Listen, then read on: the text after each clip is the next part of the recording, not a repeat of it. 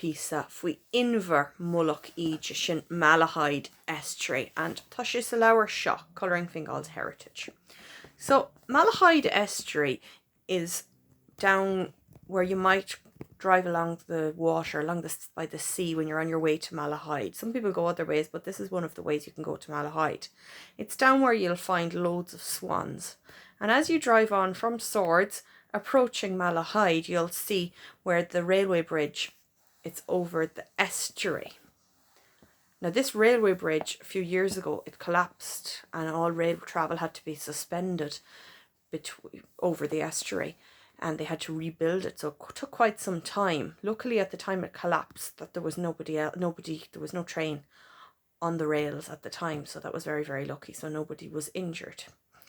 Now you will notice as well the word estuary, Inbhear in Gaeilge, and that means that it is tidal down there. So that means it's where the river opens into the sea and there is a tide.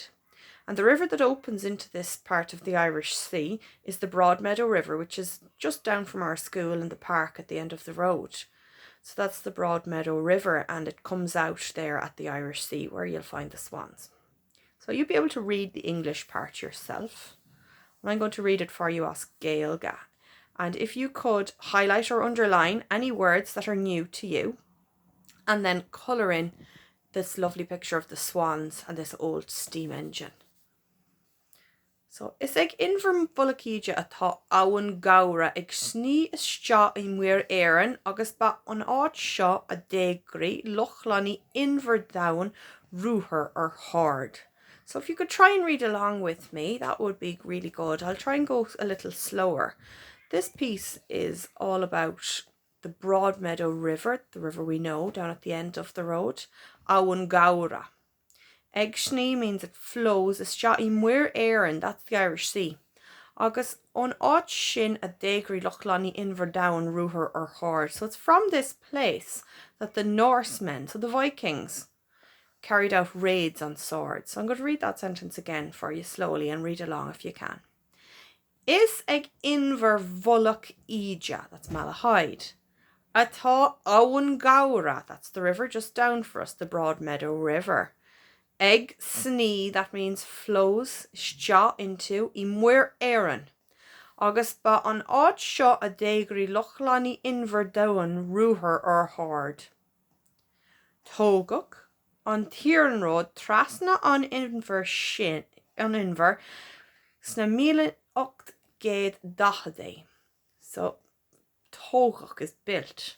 So the Earden Road on Tíorn Road, that was the railway, was built, trasna means over, on Inbhear, over this estuary in the 1840s, in fact around the time of the famine. Ní olbhíonn taobh abhainn gabhra riamh.